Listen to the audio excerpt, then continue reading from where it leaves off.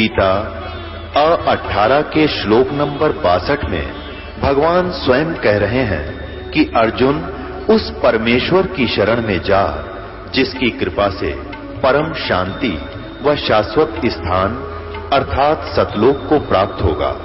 वो परमेश्वर कौन है, कहां है, कैसा है, जानने के लिए कृपया अवश्य सुनिए जगत गुरु तत्वदर्शी संत रामपाल जी महाराज के अमृत वचन। तो लोक वेद के आधार से धर्मदास जी पूजाएं कर रहे थे। वहां परमेश्वर कबीर जी पहुंचे, उनकी वार्ता क्या हुई। ज्ञान सुना दे विधि बता दे, हो मेरा कल्याण भक्त मैं अर्ज करूं। ज्ञान सुना दे विधि बता दे,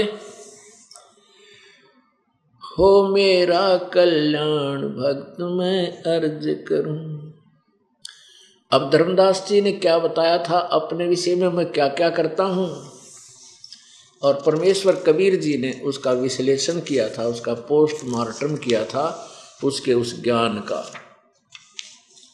ज्ञान सुना दे विधि बता दे। परमेश्वर कबीर जी ने एक दास बनकर उस एक छोटी सी तुच्छ जीव को और महात्मा कहा कि ताकि ये भोली आत्मा मेरे ज्ञान के आदान प्रदान से ये कुछ सोधी आ जा और अपना कल्याण करवा ले। ज्ञान सुना दे विधि बता दे, हो मेरा कल्याण भक्त मैं अर्ज करूं। ज्ञान सुना दे विधि बता दे, हो मेरा कल्याण भक्त मैं अर्ज करूं। धर्मदास जब न्यो बोल्या 68 तीर्थ नाऊंगा। धर्मदास तब न्यो बोला 68 तीर्थ नाऊंगा। गीता जी का पाठ करत हूँ इस विद मुक्ति पाऊंगा। गीता जी का पाठ करत हूँ इस विद मुक्ति पाऊंगा। राम कृष्ण के गुण गाऊंगा, राम कृष्ण के गुण गाऊंगा। मिला स्वर्ग में स्थान भक्त में अर्ज करूं। ज्ञान सुना दे विधि बता दे, हो मेरा कल्याण भक्त में अर्ज करूं। परमेश्वर ने उत्तर दिया था। धर्मदास कह रहे थे कि मैं 68 तीर्थों पर स्नान करके आऊंगा, राम कृष्ण का जाप जपूंगा और गीता जी का पाठ करता हूं। इस प्रकार मैं परमात्मा स्वर्ग में चला जाऊंगा। परमात्मा क्या बोले, तीर्थ जल में कच्छ और मच्छा ये जीव बहुत से रहते हैं। उनकी मुक्ति ना होती वो कष्ट बहुत सा सहते हैं। भाई सतयुग में राम कृष्ण नहीं थे, तब किसका धरते ध्यान भक्त मैं अर्ज करूं। ज्ञान सुना दे विधि बता दे, हो मेरा कल्याण भक्त में अर्ज करूं। फिर धर्मदास जी ने क्या कहा था, एकादशी का व्रत करत हूं जीव हिंसा कोई करता ना। एकादशी का व्रत करत हूं जीव हिंसा कोई करता ना। शिवलिंग पूजा गुरु की सेवा किए बिना भी सरता ना। शिवलिंग पूजा गुरु की सेवा किए बिना भी सरता ना। शालिग्राम की पूजा करूं मैं दिन में सुबह और शाम भक्त में हाँ अर्ज करूं। ज्ञान सुना दे विधि बता दे, हो मेरा कल्याण भक्त में अर्ज करूं। परमात्मा फिर क्या बताते हैं, भाई व्रत करे से मुक्ति हो तो अकाल पड़े क्यों मरते हैं। व्रत करे से मुक्ति हो तो अकाल पड़े क्यों मरते हैं। शिवलिंग पूजा सालग सेवा अनजाने में करते हैं। चेतन होकर भूल रहे हुए उस पत्थर से नफराम भक्त मैं अर्ज करूं। ज्ञान सुना दे विधि बता दे, हो मेरा कल्याण भक्त मैं अर्ज करूं।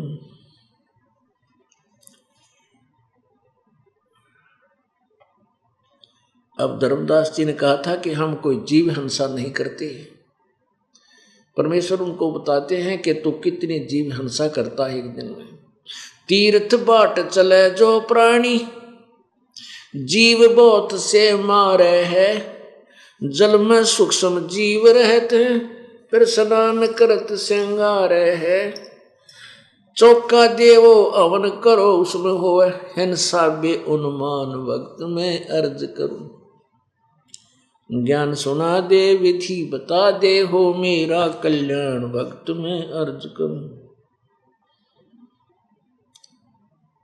7 दीप और 9 खंड।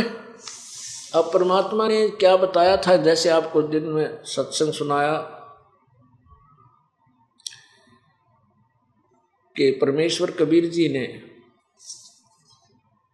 उस प्यारी आत्मा को समझाने की चेष्टा की कि तू कितने पाप करता है। क्योंकि धर्मदास जी ने इस उद्देश्य से टोंट कसा था, व्यंगात्मक तरीके से कबीर यानी उस जिंदा रूप में विराजमान परमेश्वर कबीर जी को कहा था, ये सोच करके ये मुसलमान है और मांस खाते हैं मुसलमान, और हम हिंदू हैं, हम कोई पाप नहीं करते, हम मांस नहीं खाते। इसलिए कहा था कि मैं कोई जीव हिंसा नहीं करता। नाराज सा होकर जो परमात्मा ने उसके उस अज्ञान का पोस्टमार्टम कर दिया ना कि तू के डरे ढो रहा है, ये के साधना करता है। गीता जी बता रही है व्रत मत रखो। गीता जी कहती है कि भूत मत पूजो, श्राद्ध मत निकालो, और ये देवता मत पूजो। ब्रह्मा विष्णु महेश की पूजा को गीता जी में नकारा है, और तुम इन्हीं को पूज रहे हो।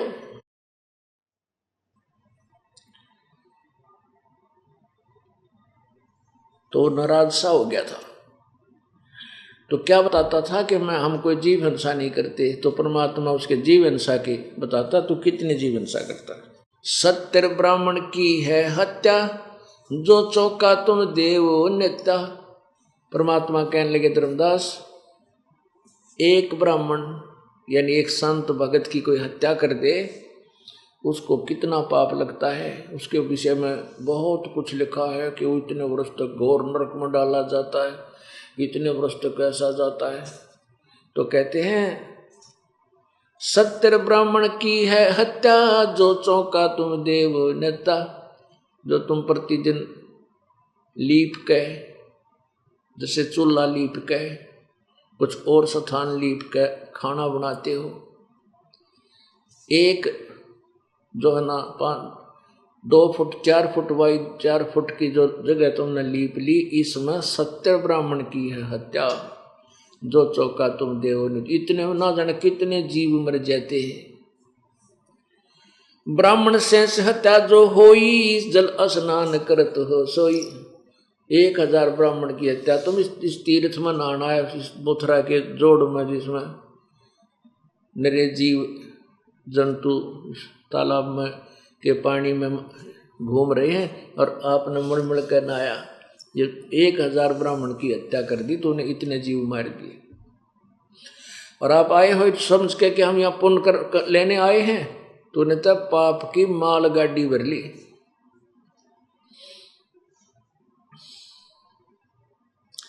चौके कर्मी कीट मर जाही, सूक्ष्म जीव जो दिखे नाही। हरी भांति पृथ्वी के रंगा, अंत कोट जीव उड़े पतंगा। पृथ्वी ऊपर पग जो धारे, करोड़ जीव एक दिन में मारे।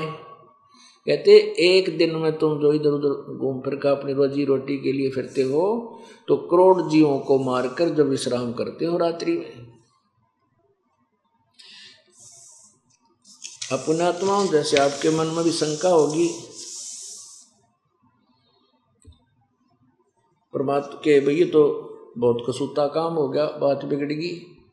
अब हम भी घूमे फिरे हैं, रोटी चौका हम भी देते हैं, और वर्तमान में तो फिनाइल लगा करके सब पोछा मारा जाता है। भाई ये कोई हानिकारक जीव जंतु उत्पन्न हो जाए, हमारा कोई और बीमारी पैदा ना करते हैं। वर्तमान में बहुत ज़्यादा सतर्कता होगी,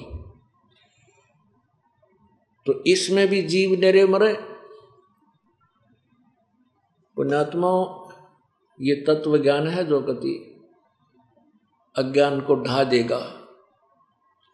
और ज्ञान सब ज्ञानड़ी, कबीर ज्ञान सो ज्ञान, जैसे घोड़ा तोब का भाई करता चले मैदान। अब प्रत्येक कंसेप्ट क्लियर होता चलेगा। पहले ये 5-7 वाणी पढ़ते हैं, फिर आपको पवित्र गीता जी से बताएंगे। तारक मंत्र कोट जपाही, ये जीव हंसा उतरे नाही। क्या बताते हैं? तीर्थ बाट चले जो प्राणी, सो तो जन्म जन्म उलझानी। क्या बताते हैं कि जो तीर्थ स्नान करने के लिए जाता है, तीर्थों पर जाते हैं, वो तो जन्म जन्म में फंस गए, इतने पाप इकट्ठे कर लेंगे वहां तक, वहां आने और जाने में। ओहो ये भगवान है। तीर्थ बाट चले जो प्राणी, सो तो जन्म जन्म उलझानी। जात पर भी लेन जात है दुनिया, हमरा ज्ञान किने ना सुनिया। ये पर भी लेने के लिए वहां जाते हैं, बूढ़ी आत्मा कोरा पाप इकट्ठा करके लाते हैं, क्योंकि वो शास्त्र विरुद्ध साधना किसी भी पवित्र सदग्रंथ में कहीं पर भी इन साधनाओं का आदेश नहीं है, निर्देश नहीं है। कौन सी साधनाओं का? भूत पूजा का, पितृ पूजा का, तीर्थों पर स्नान करने का, व्रत रखने का, या ओम जय जगदीश हरे, इस ओम नमः शिवाय, ओम वासुदेव नमः, राधे राधे श्याम मिला दे, जय कृष्ण जय जय कृष्ण, हरे राम हरे कृष्ण। ये कोई मंत्र नहीं है जो मोक्षदायक हो, क्योंकि पवित्र गीता जी में, पवित्र वेदों में इसका प्रमाण नहीं है। और श्राद्ध निकालना भी पवित्र वेदों में, पवित्र गीता जी में नहीं है, बल्कि मना किया है। गीता जी अध्याय नंबर 9 के श्लोक 25 में स्पष्ट किया है कि जो भूत पूजते हैं वो भूत बनेंगे, पितर पूजते हैं वो पितर बनेंगे, और देवताओं की पूजा करते हैं वो देवताओं को प्राप्त होंगे, उन देवताओं के लोक में चले जाएंगे, और फिर तुरंत ही अपने पुण्यों को समाप्त करके वापस मृतलोक में जन्म मृत्यु के चक्कर में गिर जाते हैं। देखिए पवित्र श्रीमद् भगवद गीता जी अध्याय नंबर 9 का श्लोक 25, अध्याय नंबर 9 और श्लोक 25।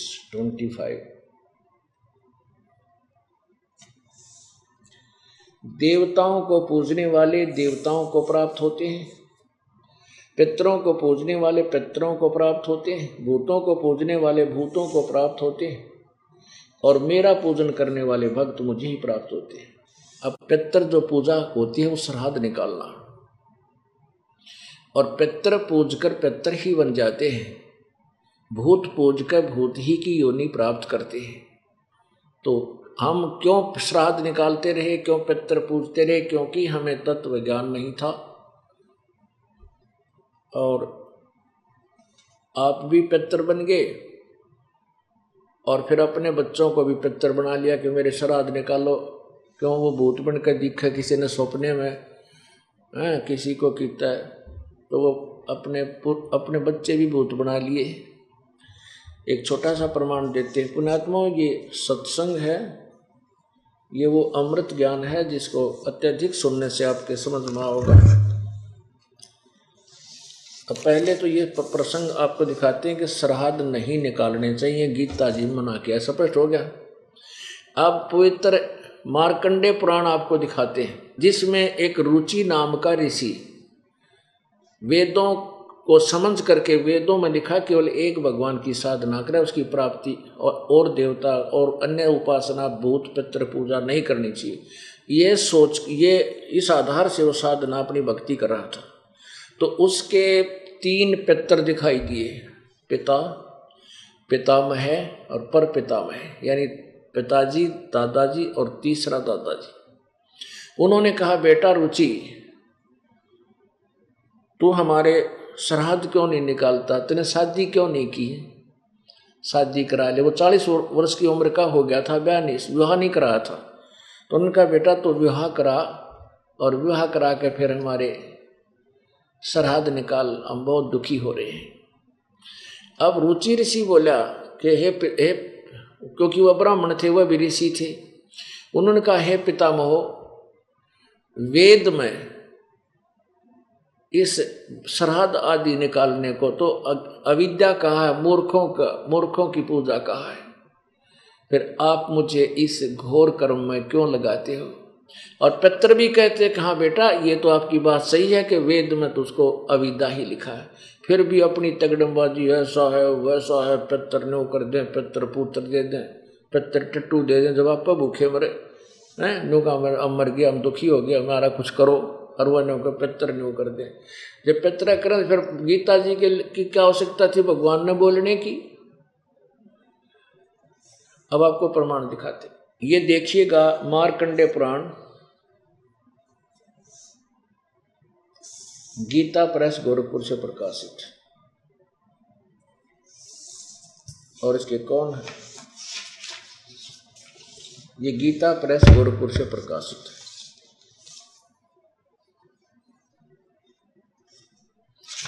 इसके 242-43 पृष्ठ पर आपको पढ़ कर सुनाते हैं, आप अचंभित हो जाओगे। तरह के व्यक्ति से वो एक परमात्मा कहते हैं कबीर जी कि अंधे की बागई अंधे ने मार कौन बतासी। ये देखिएगा, ये है प्रश्न नंबर 242 संक्षिप्त मार्कंडेय पुराण। इसमें यहाँ रोच्य मुनि की उत्पत्ति कथा। मार्कंडेय जी कहते हैं, ब्राह्मण, पूर्व काल की बात है, प्रजापति रुचि ममता और अहंकार से रहित इस पृथ्वी पर विचरते थे। उन्हें किसी से भय नहीं था, वे बहुत कम सोते थे। उन्होंने न तो अग्नि की स्थापना की थी और न अपने लिए घर ही बना रखा। वे एक बार भोजन करते और बिना आश्रम के रहते थे। उन्हें सब प्रकार की आसक्तियों से रहित एवं मुनिवर्ती में रहते देख उनके पितरों ने उनसे कहा। पितर बोले, बेटा, विवाह स्वर्ग और अपवर्ग का हेतु होने के कारण बहुत पुण्य में कार्य है, उसे तुमने क्यों नहीं किया? गृहस्थ पुरुष समस्त पितरों, देवताओं, पितरों, ऋषियों और अतिथियों की पूजा करके पुण्य में लोकों को प्राप्त होते हैं। वह सभा के उच्चारण से देवताओं को, शब्द से पितरों को तथा अन्नदान, बलि, वैश्वदेव आदि से भूत आदि प्राणियों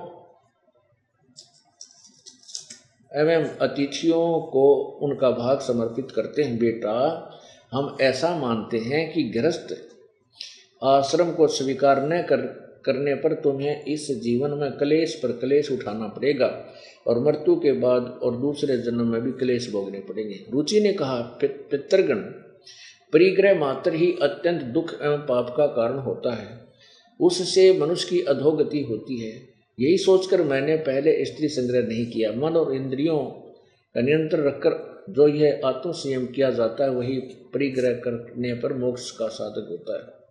ममता रूप कीचड़ में सना हुआ होने पर भी यह आत्मा जो परिग्रह शून्य चित्त रूपी जल से प्रतिदिन धोया जाता है, वह श्रेष्ठ प्रयत्न है। अब पितर बोले, बेटा, जितेंद्रिय होकर आत्मा प्रक्षालन करना उचित है, किंतु तुम जिस पर चल रहे हो वह मोक्ष का मार्ग है। किंतु जिस पर चल रहे हो वह है मोक्ष का मार्ग है। किंतु आगे देखो, पूर्व जन्म में किया हुआ मानव का शुभ अशुभ कर्म दुख में भोगों के रूप में प्रतिदिन भोगने पर ही क्षीण होता है। कि ये सब बता रहे हैं कि जो प्रारंभ कर्म था वो तो भोग कर ही समाप्त होता है। आगे देखो, अब रुचि ने पूछा, पितामहो, वेद में कर्म मार्ग को अविद्या कहा है, फिर क्यों आप लोग मुझे उस मार्ग में लगाते हो?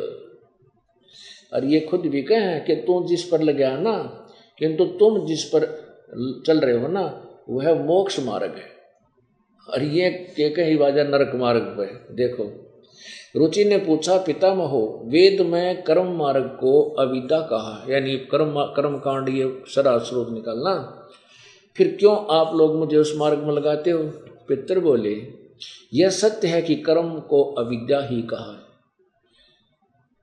वेद में कर्म मार्ग को अविद्या कहा, ये भी कहते हैं ये सत्य है कि कर्म को अविद्या ही कहा गया है, इसमें तनिक भी मिथ्या नहीं। फिर के रह गया भाई, फिर के रहेगा जब वेद नो और खुद मानने खा वेद में इसको कहा था मूर्खों की पूजा, फिर भी नो कहना तुम करे दो इस काम न थे। अरे थरा के जो भैया आगे क्या बताते हैं 244 पे। रुचि ने कहा, पितरों, अब तो मैं बूढ़ा हो गया, भला मुझको कौन क्षत्रिय देगा? इसके सिवा मुझ जैसे दरिद्र के लिए क्षत्रिय को रखना बहुत कठिन कार्य है। पितर बोले, वत्स, यदि हमारी बात नहीं मानोगे तो हम लोगों का पतन हो जाएगा और तुम्हारी भी अधोगति होगी। और डरा जी अब नो कहें तो अक्षरा शुरू देने का लगा ना, हमारी जो है ना अधोगति, हमारा पतन हो जाएगा। और पतन और पितरता गौर के पतन होगा, भूत बना खड़ा इस्ता गौर के पतन होगा, जो इतनी ब्रांड में टीकर वाली। अब चक्कर क्या है,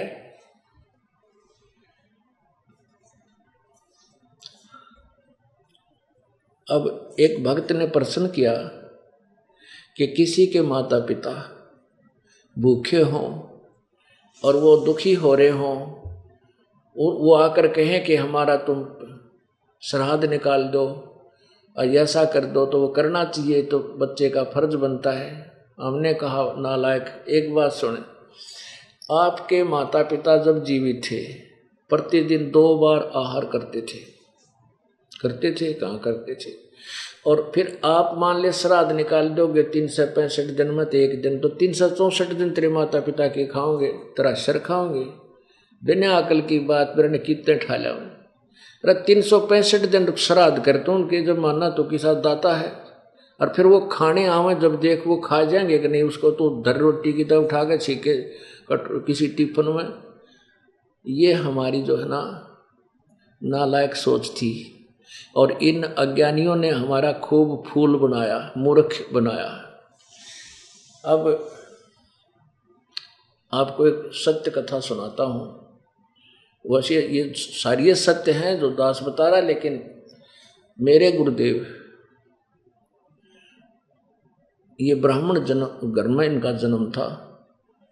बड़ा पैंतावास, जिला भिवानी, दादरी के पास, वहाँ के रहने वाले थे। 16 वर्ष की आयु में इनको एक संत मिला, कबीरपंथी। उनसे प्रेरित होकर के ये घर त्याग कर चले गए। अनमैरिड थे, खेतों में गाय चरा रहे थे। वहीं से प्रेरणा होगी, अपने कपड़ों को उतार कर, पहले जंगल बहुत हुआ करते, वन, गहरा जंगल में जा करके, वन में जा करके अपने कपड़े उतार कर फाड़ फूड़ के एक ऐसे स्थान पर डाल दिए जहां किसी हिंसक पशु ने कोई मृग आदि खा रखा था। उसके अस्थि पड़े थे, वहां डाल दिए उनके पास, उसके आसपास फाड़ कर उस कपड़े, और आप निकल गए, चले गए दूर। अब शाम को अन्य जो गवाले थे साथी पाड़ी, वो भी आ गए और गायें भी आ गई। लेकिन हमारे गुरुजी ने, उनका बचपन का नाम हरद्वारी था, और बाद में उन्होंने अपना नाम परिवर्तन कर लिया था कि पहचान में नाम है रामदेवानंद, स्वामी रामदेवानंद जी, हम उनको आदर से कहते हैं। तो गांव वालों को पता चला भाई लड़का नहीं आया, घर वाले मोहल्ले के इकट्ठे होकर के उस जंगल में गए, ढूंढा, देखा भी बच्चा है, जंगल में चला गया होगा, किसी हिंसक पशु ने ना खा लिया हो।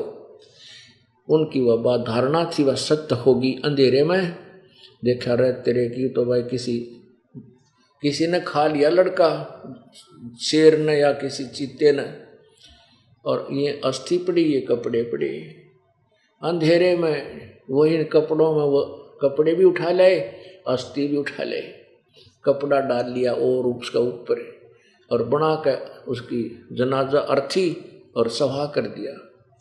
और फिर होगी, फिर उसकी शुरुआत क्या हुई, फिर उसके फूल चुने, उस मर्ग के वो अस्थि उठाई, फूल उठाए, किसके, वो जो मर्ग यानी को हिरण खा रखा था वह ठाकर गंगा में गिर गए। अच्छा, फिर लगे श्राद्ध निकालन, 13वीं करी, फिर उसकी महीने कर, पहले आए एक महीना पर, 1 साल तक प्रत्येक महीना यो आया करता श्राद्ध, यो जो नकली गुरु गति करने के लिए, फिर 6 माही करनी, फिर वर्षोधि की, फिर श्राद्ध शुरू हो गया, को पितर बन गया। जब हमारे गुरुदेव की आयु लगभग 104 वर्ष की होगी, उसके बाद वो घर नहीं गए। सब ने ये सोच रखा था कि वो खत्म हो चुके, तो वो अचानक अपने घर पहुंच गए गांव में। उधर से इस दास को, क्योंकि वो रहते थे पंजाब में तलवंडी भाई एक कस्बा है जिला फिरोजपुर में, वहाँ अधिक रहते थे। वैसे मोघा में भी उनका आश्रम है और खन्ना में भी था, और यहाँ नजफगढ़ के अंदर भी उनका आश्रम था। तो ज़्यादातर तलवंडी भाई और मोघा में रहते थे। तो वहाँ पंजाब से चलकर अचानक अपने गांव बड़ा पैंतावास जिला भिवानी में आ गए। मुझे पता चला कि उनकी सेवा में दास ने 2 सेवक छोड़ रखे थे। उन्होंने संदेशा भिजवाया कि गुरुजी यहाँ पैंतावास आए हुए हैं, 5-7 दिन 1 हफ्ता डटेंगे। तो हम भी पहुँच गए। तो वहाँ उनकी भाभी जी थी, वो लगभग 92 साल की हो रही थी, 92 वर्ष की, 92 ईयर ओल्ड। उससे चर्चा हुई। कहते हैं जब गुरुजी वहाँ पहुँचे तो सारा गांव देखने आया, ये हरद्वारी तो जीव है, और द्वारी वो उनका बामना का मर गया था, वो तो जीव है, यू आ गया। उन्होंने जाकर के बता दिया कि यहाँ मेरे चाचा का घर था, या हमारा घर था पुराना, और ऐसे ऐसे। तो सब नहीं पक्का हो गया कि ये तो वही है। तो मैंने उस बुढ़िया से पूछा कि माई, जब हमारे गुरुजी यहाँ नहीं थे, आपने उनको क्या सोचा कि भाई हमने तो उसको मरा, इसको तो आपने क्या किया, क्या सोचा? उसने बताया कि मैं जब इस गांव में ब्याह में आई, यानी ब्याही आई, तो मुझे बताया गया कि इनका एक भाई था, वो बे औलादा मर गया, हरद्वारी नाम था। तो कहते हैं उसके श्राद्ध निकाले जाते हैं। कन्या वाली मन ने भी 70 श्राद्ध निकाल रखे इसके अपने हाथ। कोई भी घर में आपत्ति आ जाती, फसल ना होती, बस भैंस दूध ना, गाय दूध ना देती, भैंस ना देती, कोई बालक बीमार हो जाता, तो हम उस ब्राह्मण गुरुजी के पास जाते थे। ब्राह्मणा के भी और हों, ये ठग टाइप ब्राह्मण, उसके पास जाते थे और कहते थे दादा गुरुजी बताओ ना हमारा क्या दिक्कत होगी, ऐसा नुकसान हो रहा है, ये हो गया, फलान हो गया। तो वो क्या करता, तुम्हारा जो हरद्वारी है ना वो बेऔलादा मर गया, निसंतान मरा हुआ है, वो पितर बन गया, और उसके लिए ऐसा रखो ऐसे रखो, 11 रुपये रख दो, 500 कपड़े दे दो मेरे तय, और फिर श्राद्ध ठीक से निकालूंगा, ऐसे करूँगा। तो हम वो भी करते थे, जो मांगता वो पैसे दे देते थे। और मैं बोला उनसे, उस बुढ़िया ने कहा कि माई गीता जी में लिखा है कि श्राद्ध नहीं करने चाहिए, भूत पूजनीय, भूत बनेंगे, और छोड़ दे इस, अब तो छोड़ दो इस जो है ना बकाए हुए इन नकली और डुप्लीकेट गुरुओं की बातों को जो गीता के विरुद्ध है। अब भी तू श्राद्ध निकालेगी? ने बोली और भाई यह तो पुरानी लाग से या के छोड़ी जा से, वहाँ कुएं में पड़ जा, ये भी ना छोड़ी जाती, आँखें देख रही है और इतनी बकवाद, और फिर नो कहा कि छोड़ी जा से भाई। अभी कहते हैं कबीर ये माया अटपटी, कबीर ये माया अटपटी, सब घट आने अड़ी, किस किस को समझाऊं या कुएं भांग पड़ी। इस काल ने अज्ञान रूपी भांग अपने 21 ब्रह्मांड रूपी कुएं में बिना तोल मोल के ठोक रखी है, और जिसने भी इस अज्ञान को ग्रहण कर रखा है यानी यह भांग पी रखी है, सब एक जैसी बोली बोलते हैं। पुण्यात्माओं, श्राद्ध के विषय में विष्णु पुराण के अंदर काफी विस्तार से लिखा। अच्छा, अभी यहाँ प्रश्न आता है कि अभी फिर विष्णु पुराण में लिख रखा कि श्राद्ध निकालो, तो हमने निकालने चाहिए क्योंकि विष्णु वो भी तो एक शास्त्र है। नहीं, पवित्र चारों वेद, इनका सारांश पवित्र गीता जी, पवित्र श्रीमद् भगवत गीता जी और पवित्र चारों वेद, ये परमेश्वर का आदेश है, ये भगवान यानी ये ब्रह्म का आदेश है, भगवान के द्वारा दिया हुआ विधान है। और जो पुराण है वो किसी ऋषि और गुरु या ब्राह्मण का दिया हुआ अपना आदेश है, वो हमने मान्य नहीं होना चाहिए। जैसे एक व्यक्ति का एक दरोगा जी मित्र था, थानेदार, उसने अपने मित्र दरोगा जी थानेदार से कहा जाकर कि भाई साहब, मेरे को एक मेरा पड़ोसी बहुत दुखी कर रहा है, बहुत तंग करता है, मैंने उस सारी पंचायत भी कर ली पर वो मानता नहीं। तो थानेदार ने दरोगा जी ने कह दिया कि मार उसका लठ, माप देख लूँगा, क्योंकि उस क्षेत्र का वो प्रभारी था। और उस समय पुराने समय की बात है, थानेदार की काफ़ी कुछ जो है ना अच्छी चाल पेल होया करती थी। तो उस थानेदार के आदेश का पालन करके उसके मित्र ने जाकर पड़ोसी के झगड़ा ठान लिया, उसका लठ लाग गया कनपट्टी पर, लागते वो मर गया उसका पड़ोसी। अब वो ये थानेदार उसी क्षेत्र का प्रभारी था, अधिकारी था, वो अपने मित्र का हथकड़ी ला के लाया जेल और कोर्ट में पेश करके जेल भिजवा दिया। क्योंकि किसी के साथ झगड़ा कर देना या उसकी हत्या कर देना, कर देने वाले को फांसी की सजा या सजाए मौत या 20 वर्ष की सजा होती है। ये विधान था, ये विधान है राजा का। और जो उसने थानेदार ने कहा मार लठ, वो आदेश था एक अधिकारी का। उस अधिकारी का आदेश पालन करके उस व्यक्ति ने राजा का विधान तोड़ दिया, तो वो सजा का पात्र बना। तो पुण्यात्माओं, जो गीता और वेदों में जो विधान है वो राजा यानी ब्रह्म का विधान है, प्रभु का विधान है, भगवान का विधान है। उसके विपरीत जो कि कोई आदेश देता है, पितर पूज लो, फलाना कर लो, ये मंत्र जाप कर लो, वो किसी थानेदार का आदेश है यानी अन्य ऋषि का आदेश है। और वो अपने भगवान के आदेश के विधान के विरुद्ध होने से, और उसको जो आज्ञा का पालन उसका कर लेगा ऋषि और किसी अन्य नकली गुरु का जो शास्त्र विरुद्ध बता रहा है, शास्त्र से बाहर का बता रहा है, तो वो सजा का पात्र होगा, उसको सजा मिलेगी, अर्थात वो 84 लाख योनियों में जाएगा और भूत बनेगा।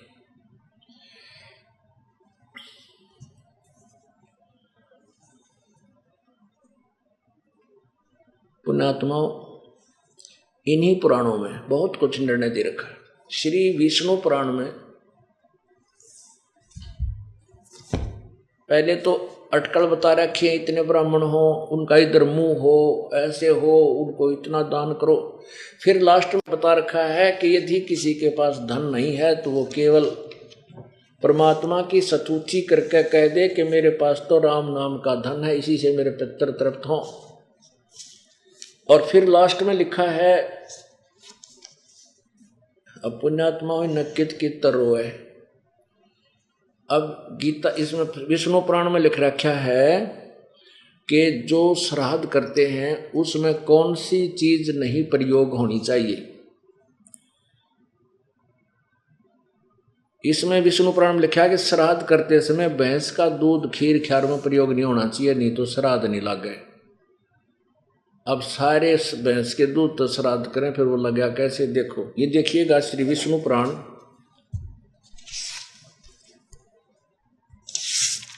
ये श्री विष्णु पुराण, अनुवादक मुनीलाल गुप्त और प्रकाशक एवं मुद्रक गीता प्रेस गोरखपुर। इसके अध्याय 16 और तृतीय अंश पृष्ठ नंबर 214 पे,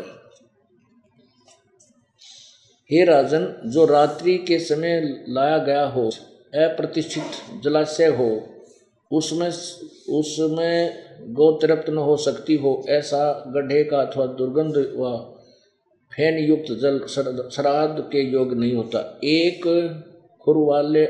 खुरवालों का, ऊँटनी का, एक खुरवालों का यानी गधी घोड़े घोड़ी का, ऊँटनी का, भेड़ का, मुर्गी का तथा भैंस का दूध श्राद्ध कर्म में काम में न ले। थारे तो सारे श्राद्ध फेल हो गए, तुम तो सारे भैंस के दूध की खीर बनाते हो। तो कहने का भाव ये है कि इन्होंने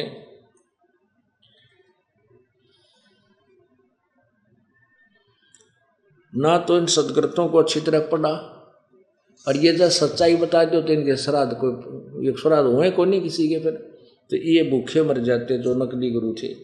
अब आगे क्या बताया कि तुम इतना पंगा पाओ। ये एक विष्णु पुराण में एक और भी लिख रखा है, देखिएगा, यही तृतीय अंश और अध्याय 16 का प्रश्न नंबर 213 पर, 213 पर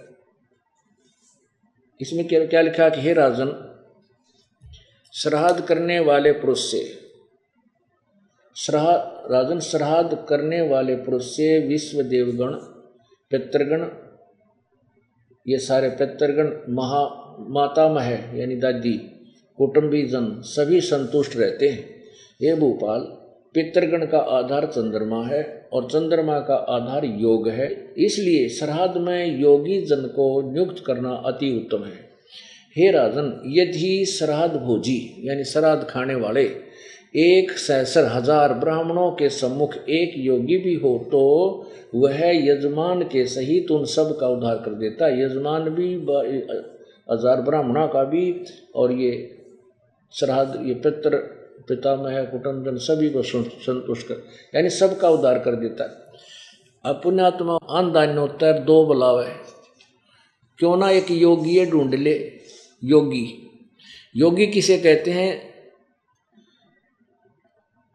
श्रीमद् भगवद गीता जी अध्याय नंबर 2 के श्लोक नंबर 53 में कहा कि अर्जुन, जब तेरी बुद्धि भिन्न भिन्न प्रकार के विचलित करने वाले वचनों यानी ज्ञानों से हटकर एक परमात्मा के तत्व ज्ञान के ऊपर आश्रित हो जाएगी, तब तो तू योगी होगा। योगी माने साधक, सत भक्ति करने वाला भक्त, योगी माने भक्त होगा।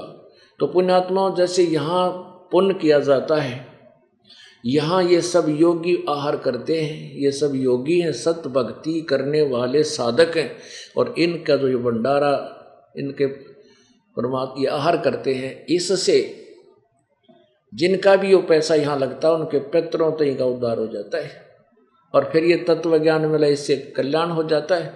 तो क्यों ना हम इसी साधना प्रयोग करें जिससे अपना भी कल्याण हो और पितरों का भी हो। अब ये दास आपको ऐसी साधना बताएगा कि आपके पितर भी मुक्त हो जाएंगे। परमात्मा कबीर जी का मार्ग, ये सभी सदग्रंथ प्रमाण दे रहे। एक भक्त ने कहा कि ऐसे किसी के माता पिता दरिया में डूब रहे हों, जैसे ये रुचि ऋषि के पिता कह रहे थे हमारा पतन हो जाएगा, तो कहते हैं क्या उनको बचा लेना पाप है? अब वो तन्यों कह रहे हैं हम तो डूब रहे हैं, तो भी आजा हमारे साथ ही, आजा इस दरिया में हमें बचा ले। अगर किसी के कोई बालक या माता पिता दरिया में डूब रहे हों या कुएं में पड़ गया हो, तो उसके साथ छलांग लगा देना मूर्खता है। उसकी विधि है उनको निकालने की। जैसे रस्सी डाल दे और ऊपर मजबूती तो बांध दिया, पकड़ कर बैठ जा, कहते आओ पकड़ के इसको बाहर निकला, और साथ ही उसमें छलांग लगा देना, तो साथ ही अपनी भी मौत कर लेना। अब पितृ पूजा करना, उन पितरों का उद्धार नहीं है, अपना नाश करना है। आपने मार्कंडे पुराण में स्पष्ट देख लिया।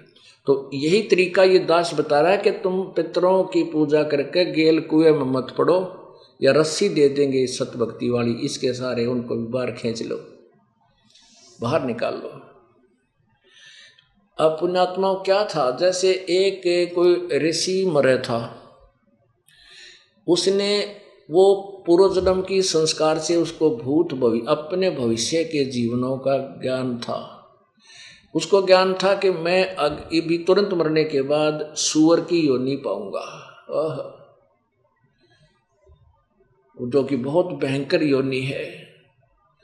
तो उसने अब उसके 4 पुत्र थे, चारों पुत्रों को इकट्ठा किया कि बेटा मैं तुम्हारा बाप हूँ और मैंने आपके लिए बहुत कुछ किया है।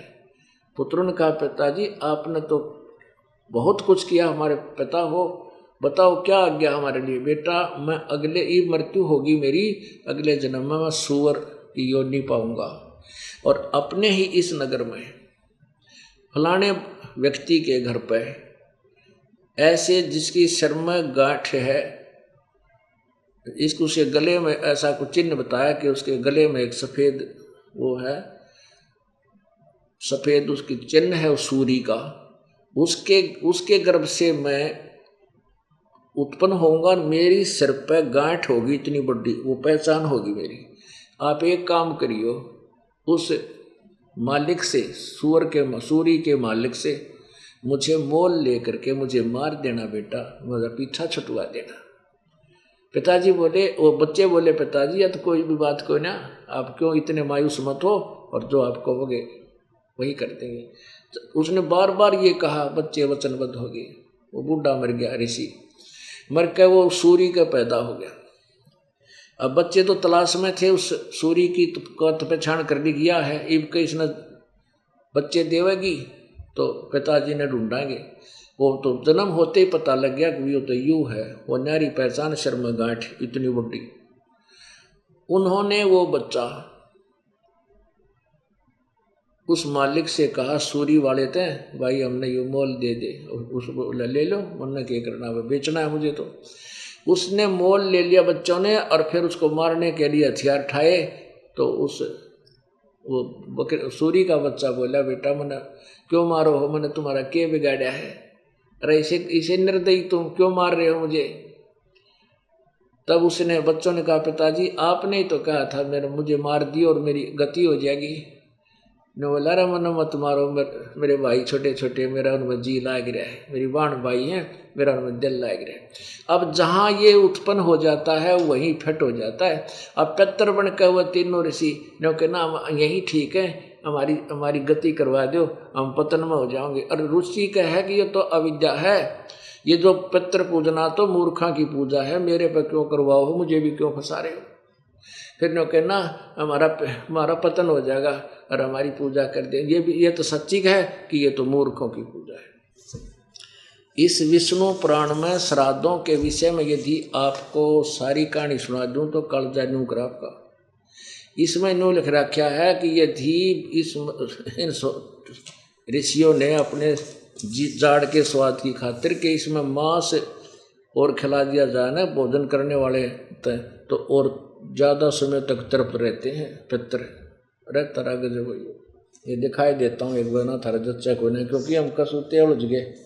ये देखो विष्णु पुराण है और इसके तृतीय अंश में 213 पृष्ठ पर नीचे और बोले हवि मत्स्य सशक खरगोश नकुल शुक्र माने सुअर छाग कस्तूरिया मृग कृष्ण मृग काला मृग गवय यानी वन गाय नील गाय बोलते हैं ना रोज, और मेष यानी भेड़ के मांसों से तथा गवय गाय के, गवय माने गऊ के, इन्होंने डरत्यान लिख रखा है अनुवाद में, गऊ के घी दूध यह स्पष्ट लिख रखे हैं यहाँ पे, क्योंकि यह मांस किससे संबंधित है। ये वैसे असली अर्थ है गाय के मांस से पितृगण कर्म से एक एक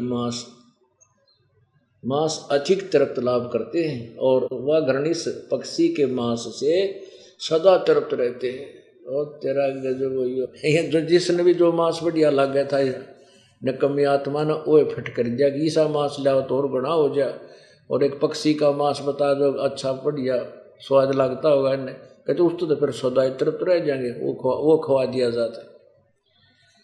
इनकी जीभ पे आग धर दे अंगार, जब कट्टर रोग निकलने का इन झूठों का।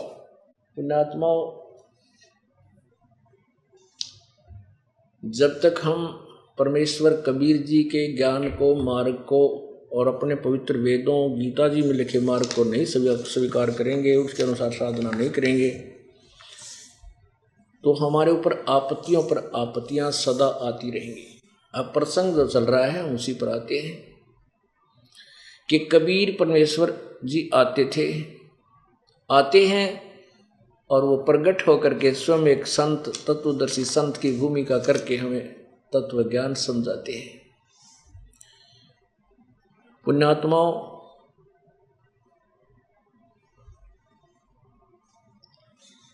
परमात्मा कैसा है, परमेश्वर कैसा है, उसकी प्राप्ति कैसे होती है और वो किसने देखा है और कहाँ प्रमाण है उस विधि साधना का जिससे प्रभु की प्राप्ति और पूर्ण मोक्ष हो,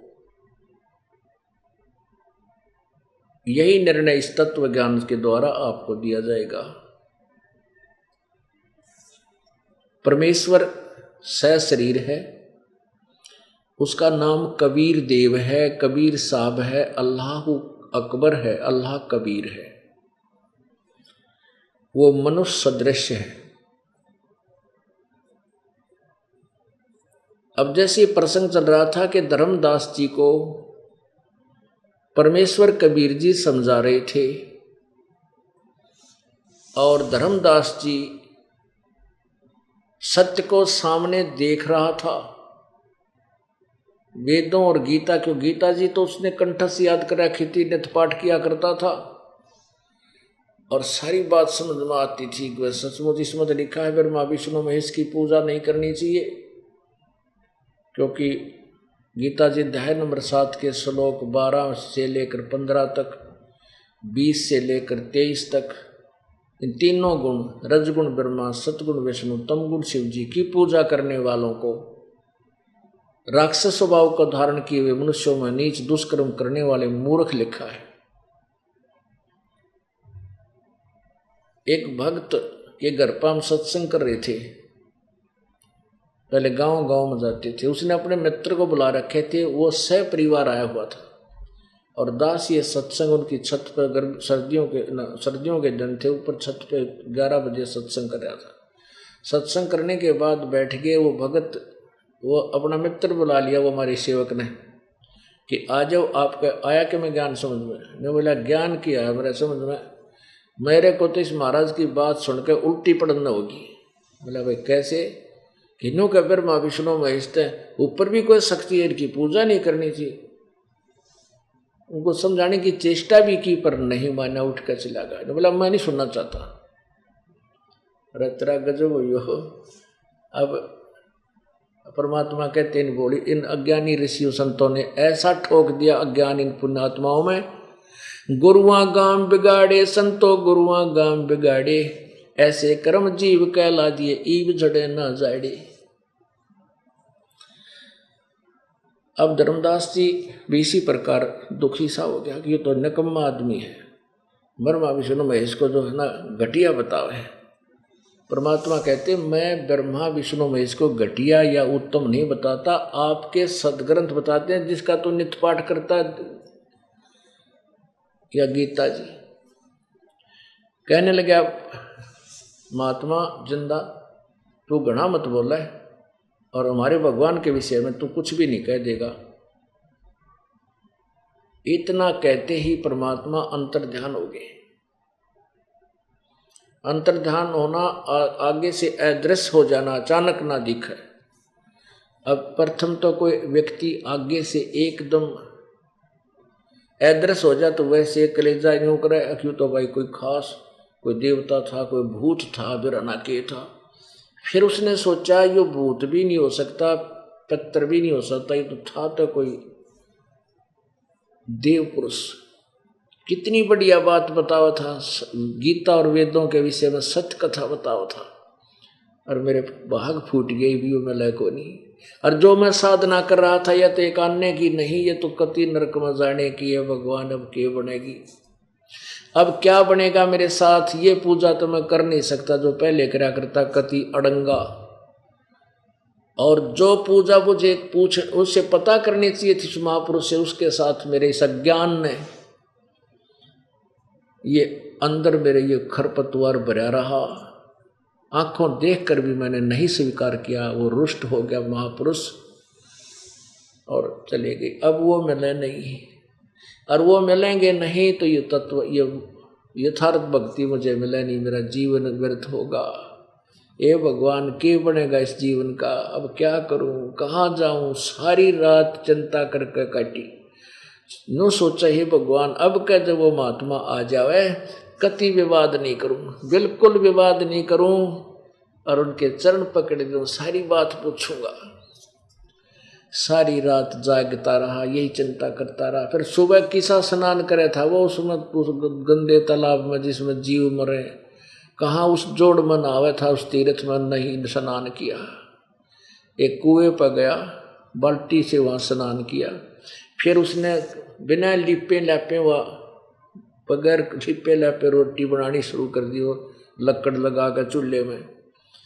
अब उसने एक मोटी लकड़ी ला रखी थी, उसके साथ सहयोगी लकड़ी लगा के और आग जला दी, रोटी पौन लग गया, खाना बनाया। बनाते वो अंधेरे में, यानी सूर्य उदय होने से कुछ समय पहले ही खाना बनाने लग गया था, थोड़ी सी रोशनी होने लगी थी। तो खाना बनाते समय, खाना जब बनाने को हो गया तो वह लकड़ी जलती जलती सामने आ गई।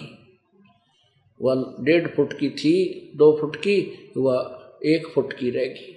और पीछे जब देखा उस लकड़ी व मोटी लकड़ी बीच में थोथी थी, उसके अंदर एक सुराख था।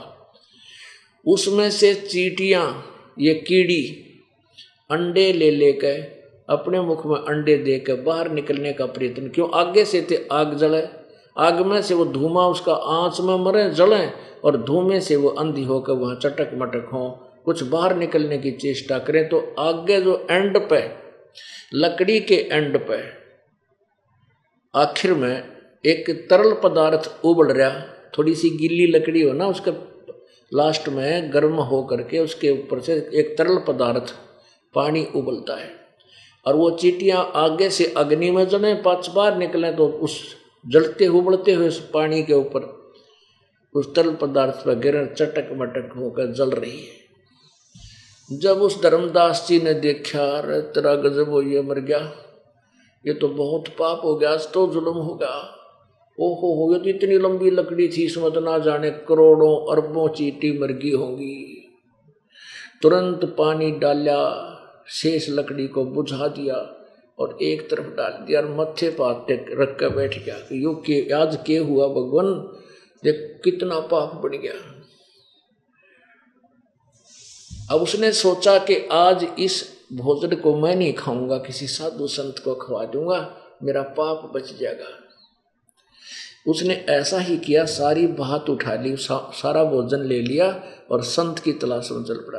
अब हमारे जो हिंदू धर्म में संत किसने माने हैं, लाल कपड़ा पहन रखा हो, मूंड मुंडा रखा हो, क्या घोटम, क्या बड़ी जटा हो, अच्छी बड़ी दाढ़ी बढ़ा रखी हो, उसको हम संत माने। तो परमात्मा ने ऐसा ही साधु रूप बना लिया और एक वृक्ष के नीचे बैठ गया। अब धर्मदास जी की दृष्टि पड़ी कि संत वो बैठे हैं, वहां जाकर ना पहचान कर परमेश्वर को, क्योंकि पहले दिन वो दूसरी वेशभूषा में थे, उस दिन रूप दूसरा बना लिया। भोजन रख के बाद थाली और कहा, महात्मा जी भोजन खा लो, भोजन पाओ, प्रसाद पाओ। परमात्मा बोले, भाई रख दे धर्मदास, भूख लगी है। अब धर्मदास जी ने सोचा, ये महात्मा मेरा नाम से परिचित कैसे है। फिर सोचा, मैं भंडारा करता रहता हूँ और कहीं गए होंगे मेरे धर्म धार्मिक अनुष्ठानों में, जानता भी होगा। और उस समय उसका घी बंद रही थी कि एक बार रोटी खा ले, मेरा पाप कटे। परमेश्वर कबीर जी ने क्या किया, अपने करमंडल यानी लोटे में तो जल लेकर और एक मंत्र सा बोल के ऊपर छींटे ला दिए रोटियों पे, सारियाँ पे। छींटे लगाते ही वो सारी सब्जी और रोटियां की चींटी बन गई और पूरी थाली काली होगी चींटियों से, अंडे मुंह में लेकर वो बाहर निकल रही है। तब परमात्मा कबीर जी उसी वेशभूषा में, जिंदा वाली वेशभूषा में प्रकट हो गए और कहने लगे, रे धर्मदास, तेरे से तो कसाई भी अच्छा तू क्या था, मैं जीवन सा नहीं करता, देख कितना पाप इकट्ठा कर रखा तने, ये मुझे खिलाने आया था तू, अन्यायी। अब धर्मदास ने तो चरण पकड़ दिए चरणों में गिर गया, रोने लग गया, हे परमात्मा बख्श दो मुझ पापी ने, मेरे से बड़ी गलती होगी। प्रभु आज सारी रात नहीं सोया तेरा दास, आज तो तेरी ही याद थी, आपने बड़ी दया करी मेरे ऊपर, आप आगे आप फिर ज्ञान सुनाओ मैंने, वो मेरे पाप काटो, मैं तो फंस गया बुरी तरह। तब परमेश्वर कबीर जी ने उसको सृष्टि रचना सुनाई। सृष्टि रचना में क्या सुनाया, वो सारी सृष्टि रचना सुना करके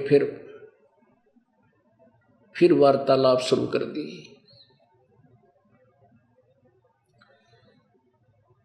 अब सृष्टि रचना में क्या सुनाया, थोड़ा सा आपको सृष्टि रचना सुनानी आवश्यक होगी, क्योंकि ये सृष्टि के विषय में जानकारी आपको नहीं होगी तो आप किसी भी ज्ञान को, सदग्रंथ को नहीं समझ सकते, और ना ही ये 5 दिन का सत्संग आपका पल्ले पड़े, बहुत कम 10% समझना होगा।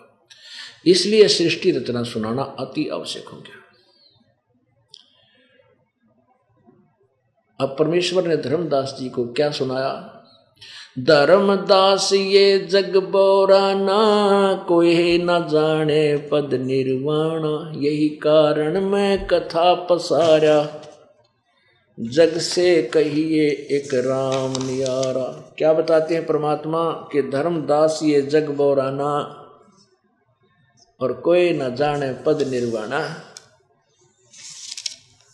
कि धर्मदास ये सभी जगत, ये सभी संसार तत्व ज्ञान के बिना विचलित है और कोई भी यथार्थ मोक्ष मार्ग से परिचित नहीं है। धर्मदास ये जग बोराना, कोई न जाने पद निर्वाणा, यही कारण मैं कथा पसारा, ये जग से कहिए एक राम नियारा। कि जिनको तुम भगवान मानते हो, ब्रह्मा विष्णु महेश ब्रह्म, इन सबसे उत्तम पुरुष है तो अन्य है। पवित्र श्रीमद् भगवत गीता जी अध्याय नंबर 15 का श्लोक नंबर 16 और 17 3 परमात्मा बताता है